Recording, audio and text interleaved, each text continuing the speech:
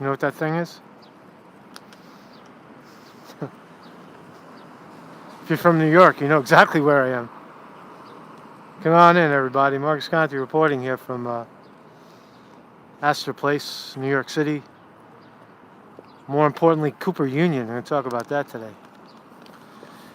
Give me a hello if you're here. If you can hear me. See if we're live. There's a cube right here. This cube, you can turn it. You can lean on it if you're very strong or you're with your team of colleagues. Good morning, Meso. Thank you. We are live. You can push this thing. But it's very heavy and I can't do it with one hand. And it's very early in the morning and I'm really not interested in breaking a sweat right now to show you how strong I am. So Democrats did it again. No stopping them, right?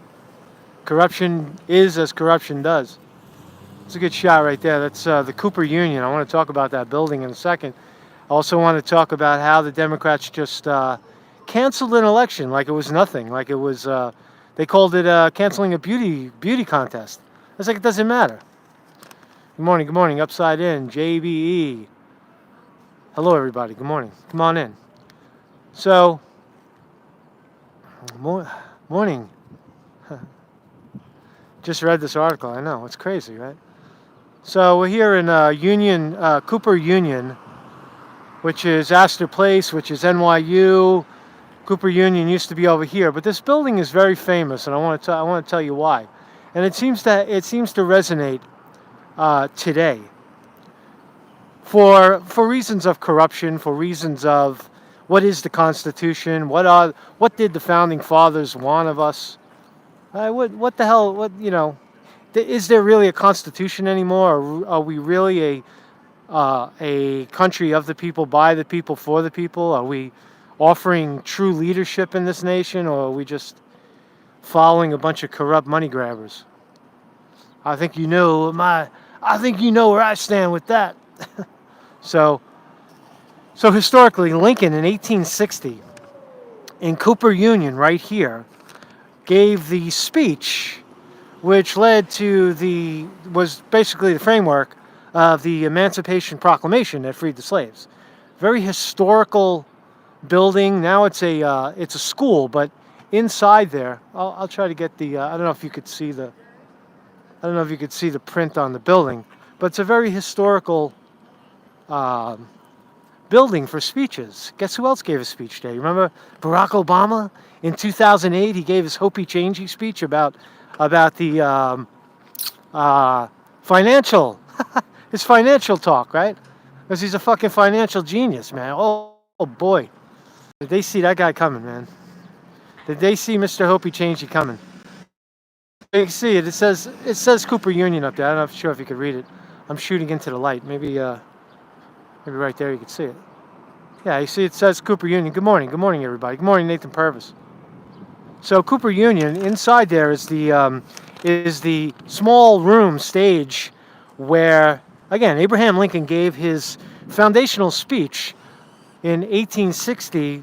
The proclamation, the Emancipation Proclamation, right? In 1860, he was elected in 1861. In 1863, he freed the slaves through the Emancipation Proclamation, but the speech started here. So very historical. So and then he was murdered moments later, right, by freeing the slaves. It was a good thing, right? Nobody wants to be a fucking slave, right?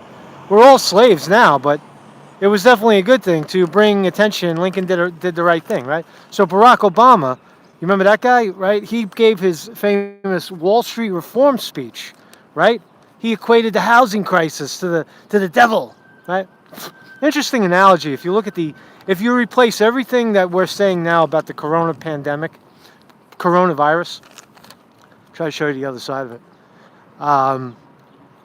and you replace coronavirus pandemic with the words housing crisis, you'll get the same effect, right? We have to do everything to save the housing crisis. Now it's just a matter of saving the people from themselves because they're going to get infected. What's up, Vinny DiMartini? How you doing, mate? So we're here at, if you're joining us late, we're in front of Cooper Union down here on 8th Street in the Village. Right? It's usually very, very, very... Oh, look, you see the guy over there? I told you that you could turn it, right? You see the guy turning it? I don't know if you missed it. He gave it a good turn, right? He gave it a good twist. So what the hell am I talking about today? I'm going to talk about the Democrats stealing the election. It was foul. It was funky. They did it right out in the open. And I'll read you the whole article from the New York Times. Right? But I just want to tell you that Barack Obama's speech here was classic platitude, right? He told us that, remember when he said Wall Street versus Main Street? Oh, how good we felt about it. We finally got somebody he's gonna fight for us. But when you look back, like I watched his speech, I don't know, this week sometime, and you realize how empty it is, how nothing. It was just an empty suit. He was naive. He was perfect for Wall Street, perfect pawn, right? And you say to yourself, well, Trump is draining the swamp, but no, what he's doing is he's continuing the bloodline, like, exactly like Obama, exactly like Bush. In fact, that guy Larry Summers, Biden just tapped Larry Summers to lead his cabinet, his financial cabinet, his financial policy. And Larry Summers is as devilish and evil as Jamie Dimon or Lloyd Blankfein or any of those guys. As told, these are criminals. They're Wall Street criminals, right? So the young naive Barack Obama gave his speech here, and he reached out to the world and said, "I'm going to fix Wall Street," right? And he knew nothing about it. He was an academic. He just sounded good. He looked good. He sounded good. He was believable. We're going to get in there and we're going to. But the fundamental problem is that he miscalculated the greed of these guys. That they looked at him and laughed. They said, "Oh, this guy's great, man. We can use this guy. You're hired." That's what they did with Barack Obama. They did the same thing with Trump. Because Trump's a fool in that respect. He's a Reagan trickle down guy, right? It's nothing. It's bullshit, right? So there was Obama. So in Lincoln in 1860, then Obama in 2008. So historical, the room. What the fuck are you talking about? I don't know. And Barack Obama, I think the point I'm trying to make is that none of these politicians do one iota about fixing the real corruption. About that you have to lock people up. This used to be the front entrance, by the way, and now it's like all sealed off. It's the back entrance. That's where you go take a piss over there. I've never been inside the room, to be honest with you. I have not ever been inside the building. Right now it's a school, it's closed, and they actually have a newer wing. It's a beautiful building, though. It really is. It just makes me wonder, like what Barack Obama said in 2008, where he said pretty much he was going to rein in the corruption on Wall Street. It's very similar to Trump's pitch, we're going to drain the swamp. It's identical, really. And none of them ever do anything because the bankers are too powerful. The bankers have all the money. And instead of getting thrown in jail, they get handed $1 trillion, right? And the corruption continues. And what is that corruption? What does that have to do with today? It has everything to do with today because they just stole an election not even 2 months ago, 3 months ago, and now they're just doubling down on it, saying like it doesn't even matter. Right? The election doesn't even matter. It doesn't matter. Who cares, right? So anyway, I mean, things like, I'll give you one example of the corruption on Wall Street, right? That people don't know about this, right? If you have a pension, for example, right? You have a pension fund, and your money's in a pension, right? And Wall Street, because of the way it's set up, Wall Street gambles your money. They gamble the pension funds. They gamble money on deposit because of Glass-Steagall, right? It's basically a casino, and in a casino, half the time you win, half the time you lose. So what they do is they have like just one technique, for example. It's illegal, but they all do it. It's called parking, right? Parking trades, right? Now, I worked on Wall Street for a little bit of time. I didn't work in the institutional side of it, but this is something that they do. They park trades, which means that they gamble, right? And they have two accounts. They have the pension fund account and they have the bank's account, right? The account that goes into the bank's pocket. The pension fund, which is run by a bunch of idiot union jerk-offs that don't know what they're doing, right? And don't have the power to fight back. And then they have the other account, which is their pocket, right? So they make bets, they gamble, they sometimes they win, sometimes they lose. But what they do is when they set the trade up, they don't set what account it's in. They park the transaction, right?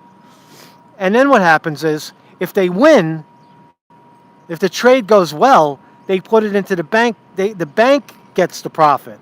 If they lose, they put the losing profit, the losing bet on the pension funds. So people wonder why. How do the banks make all this money and build new buildings? And that's just one example. That's one disgusting example of how they do it. Is it illegal? Yeah, it's fucking illegal. But do they do it? They do it all the time because of jerk-offs like Obama and Trump who don't engage the law. They don't throw these guys in jail. Instead, they're rewarded. All right, so that was 2008, and Obama gave his speech there,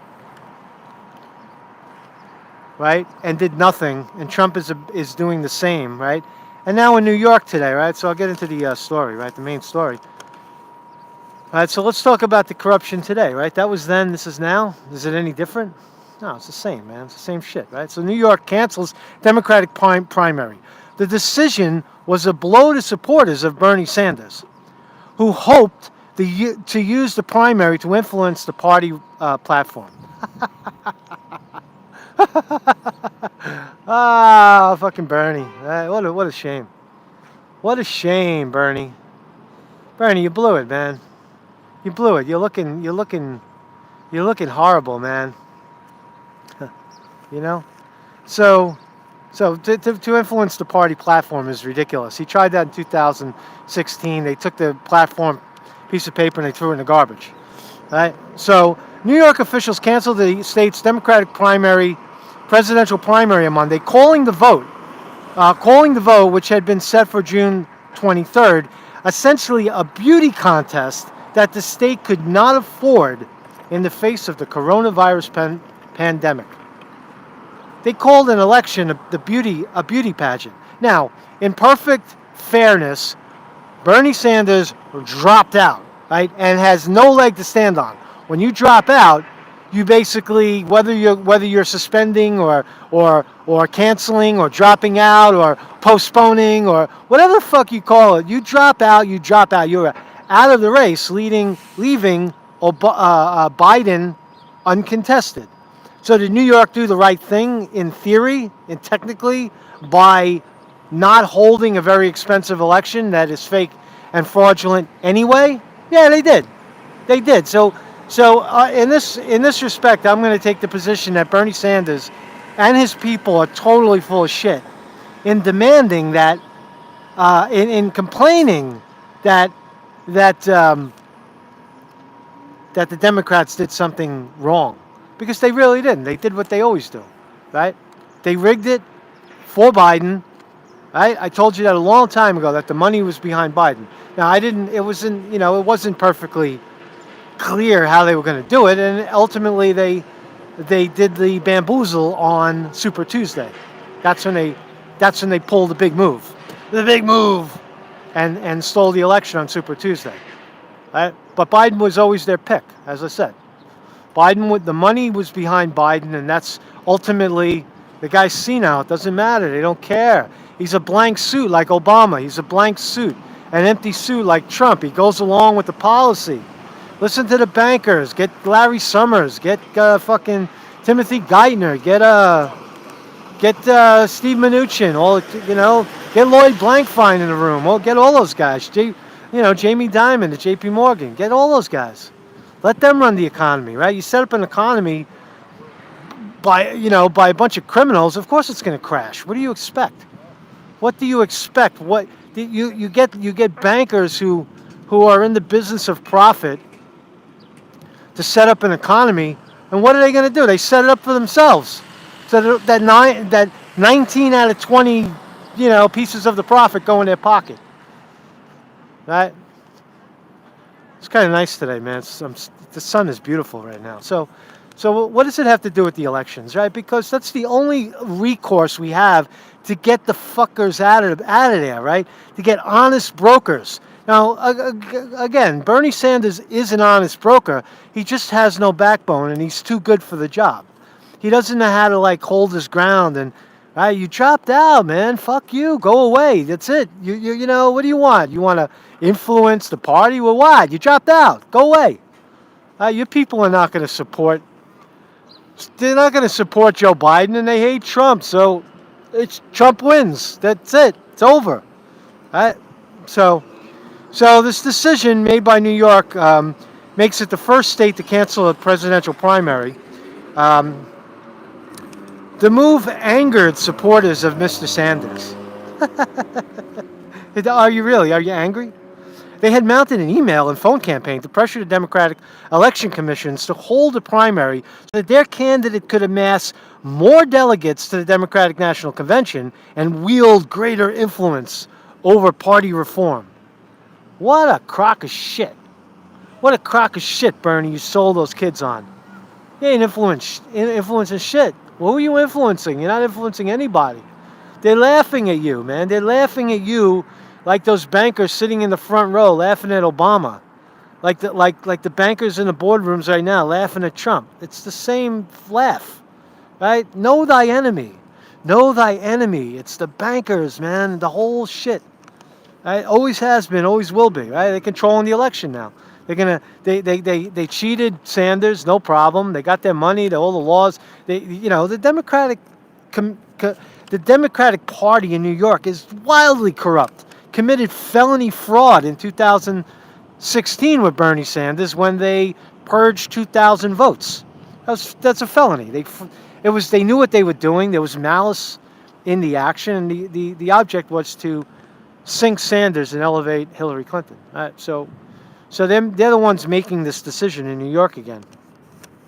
So in a statement, here's Jeff Weaver, a top advisor for Mr. Sanders' campaign, criticized the board's decision as a blow to American democracy and said it should be overturned by the DNC. Again, bullshit. Who are you to dictate? We already know that DNC is corrupt, right? It's just crazy, right? Weaver suggested that instead of terminating the primary, New York should have changed it to an entirely vote-by-mail system to alleviate safety concerns about voting during the coronavirus pandemic. If this is not redeemed, New York should lose its delegates. You have no ground to stand on. Don't you understand? Don't you understand? Your candidate dropped out. Your candidate conceded the election and then tried to game the system vocally tried to game the system, saying, we're going to wield power. It's like you're sitting at the poker table and you show the opponent your cards and then you cover them again and said, you don't know what I have, do you? They know exactly what you're doing. It's just the world's worst politician. One of the most sincere sincere guys in the world, Bernie Sanders, but one of the most dumbfounded politicians ever to get into this situation and now have his people parading that it's the right thing to do, to protest this. New York did what they were supposed to do, right? They cheated in the primary, and now why hold an expensive election? Why pretend that it's an election when your guy already dropped out? Right? It doesn't even make sense. Right? Sanders' decision to suspend his campaign and support Biden effectively ended the competition, turning it into a beauty contest, in the words of Douglas Kellner, a co-chair of the board, New York election board. And that is justification for wanting to remain on the ballot. That his justification for wanting to remain on the ballot was insufficient. they supported a resolution that left Biden the only remaining candidate. Officials put off the primary originally slated for April 28th until June 23rd. Now it will all now now it will not happen at all. So, wow, first time in my lifetime, no primary, no Democratic primary in an election where um, the incumbent is a Republican. No Democratic primary in New York. Right? That's why they should have did it on Super Tuesday. They should have put it out front. Right? This extended. See how the extended primary works to the establishment's advantage. Right? They should have had it all on Super Tuesday. Right? All paper ballots. But anyway, I'm amazed at this decision. Oh wait. By operation of law, New York does not hold uncontested primaries. So their action de facto eliminates Democratic presidential primary, and Joe Biden is effectively the winner of the New York primary. By law, that's how it works. So I'm amazed at this decision, said Larry Cohen, chairman of pro-Sanders group of Our Revolution. It totally violates DNC rules. Like the DNC has rules, they cheat. They cheated. They stated it in open court. We picked the candidate. Fuck you. You don't like it? Fuck you. Right? This is so laughable. Right? Primary results matter beyond. Many of us who do support the election of Joe Biden will nonetheless be forced to go to the Credentials Committee and challenge any delegation New York may send to the convention. Oh, wow. I'm sure they're really scared, Larry. I'm sure they're really frightened of it. Alessandra Ocasio-Cortez wrote in a tweet, primary results matter beyond who wins first place. Sanders explicitly stated that he intended on continuing to collect delegates in order to advance wage, health care, climate, and other priorities into the platform at the convention. If you wanted to do those things, Alessandra Ocasio-Cortez, he would have stayed in the race. He would have grew some balls and fought back. But he did not. When you quit, you quit. When you're out, you're out. It's just so ridiculous, right? So another guy, Douglas Kellner, told CNN the decision came after Vermont Senator Bernie Sanders suspended his presidential campaign earlier this month, which basically rendered the primary moot. Right, that's true. I mean, I got to take the corrupt Democrats cheated early, and in this move to cancel the New York primary, they're 100% within their rights to do it, and it favors the establishment pick. It gets Bernie Sanders the fuck out of the way, which is what they wanted in the first place, right? At a time when the goal is to avoid now the Democrats are going to say, well, it's really because of the pandemic, right? Well, listen to this. At a time when the goal is to avoid unnecessary social contact, our conclusion was that there was no purpose in holding a beauty contest primary that would marginally increase the risk of both voters and poll workers, said Keltner, one of the Democratic commissioners on the Board of Elections. Cuomo doubled down on that one.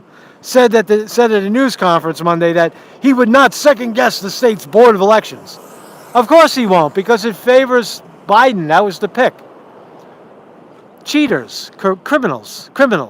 Who's giving them the money?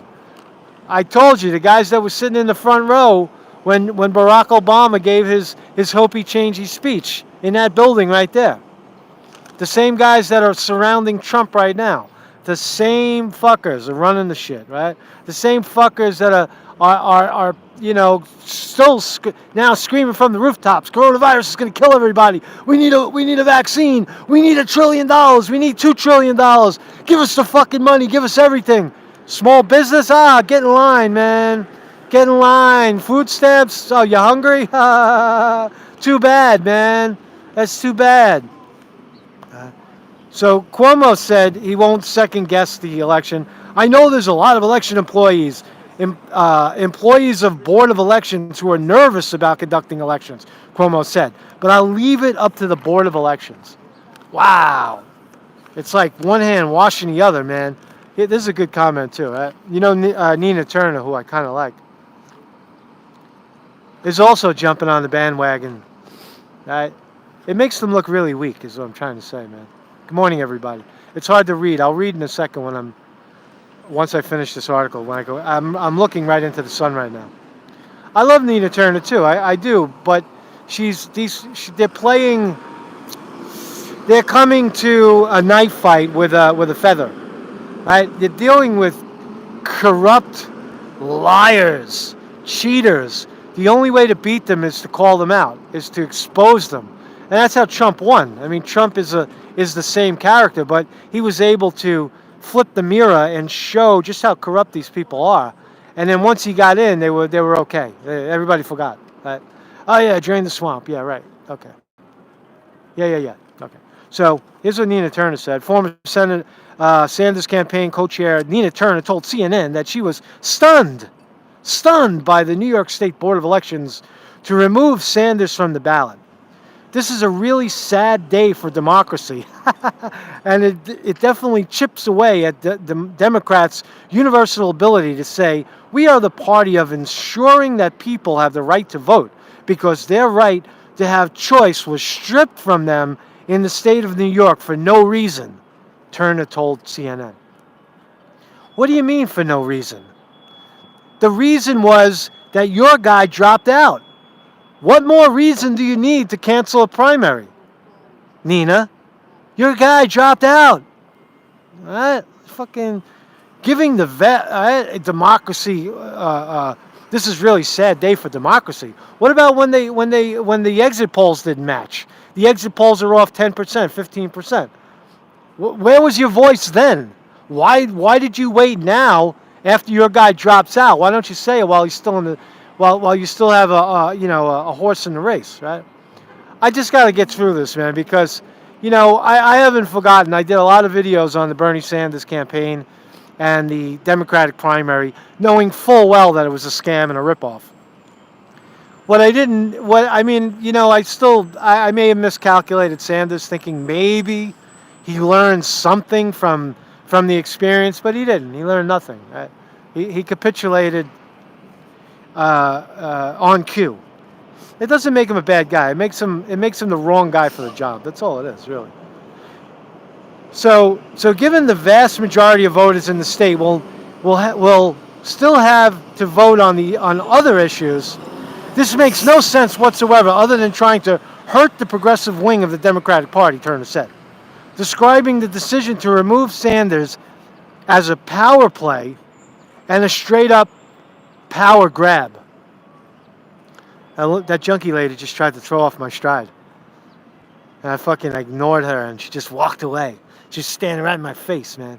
Some other dude, man. I tell you, some of these junkies, this junkie guy was extremely honest this morning. He came up to me, right? He rode up to me on his bike. And I was setting up my camera. I look like a guy, maybe I got more money in my pocket than he does, so he asked me. And he said honestly, he said, dude, I'm dope sick. Can you help me? I'm like, dude, I can't. I'm not going to give no junkie $10 to run down and go buy himself a bag. And I told him, I said, look, the methadone clinics, they're all over the place. I see the junkies out over here. They're probably, go over there, man. Go inside the methadone clinic and help and tell them. Don't tell me. All right, they'll give you a shot of methadone, you'll be fine. You won't be sick. But he was honest, right? He said he's more honest than fucking Larry Summers and the rest of these pricks. Right? The guy was shaking. I felt bad for him, but what are you going to do? You can't just go around handing out $10 bills all day long. You have nothing left. So, but Nina Turner's irate. She's irate. Her guy dropped out of the race, and they should bend over backwards for him. It's a power play and a straight up power grab. No, it's not. It's the law. Your guy folded. Right? So, in conclusion, Jay Jacobs, chairman of the New York State Democratic Committee, told CNN, quote, "We've stopped all non-essential business. This certainly is a non-essential primary, if ever there was one. Wow. Now, when you put it in context, that statement is outrageous. To call an election non-essential. But in effect, he's right, isn't he? Isn't he right? Because there's only one guy in the race, and that's Joe Biden, because Sanders quit and capitulated, and now the bankers are surrounding him. So the same bankers that are surrounding Biden in hopes that they could stick, a half-dead guy in there, are the same guys surrounding Trump. So there's no way. It's impossible that the people win on this round of Right? So good morning, everybody. Mizo, what's up? Einstein in the house. Vinny DiMartini is here. So if you're joining us late, I'm down here at. We're talking about the election. We're talking about this historical building right here, which is Cooper Union, where Abraham Lincoln in 1860 gave his historical speech that laid the foundation for the Emancipation Proclamation, right? And this guy right here.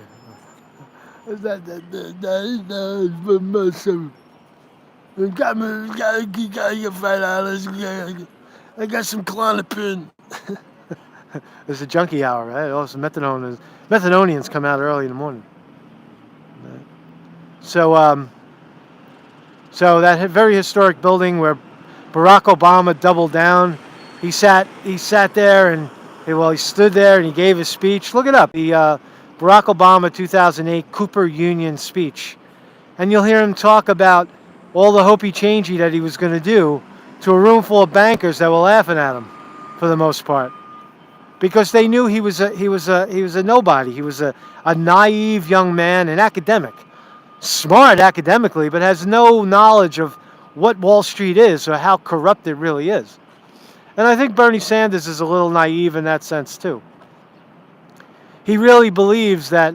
I mean, I guess he knows the corruption on Wall Street, but he also, if he knows the corruption on Wall Street, he has to also know the corruption of his own party, the Democrats who take the money to allow it to happen, to allow the corrupt bankers to write the laws that we have to live by, that favor them 9 out of 10 times.